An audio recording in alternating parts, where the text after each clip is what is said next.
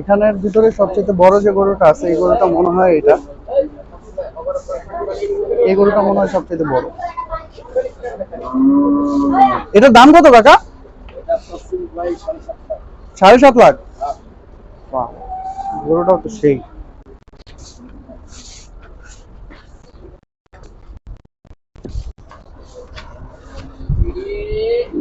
এই গরুটার দাম চাইতেছে 7.5 লাখ টাকা।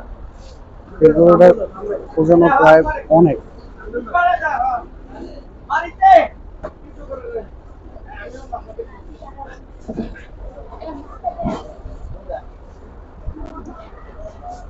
$7.5 লাখ টাকা এটা।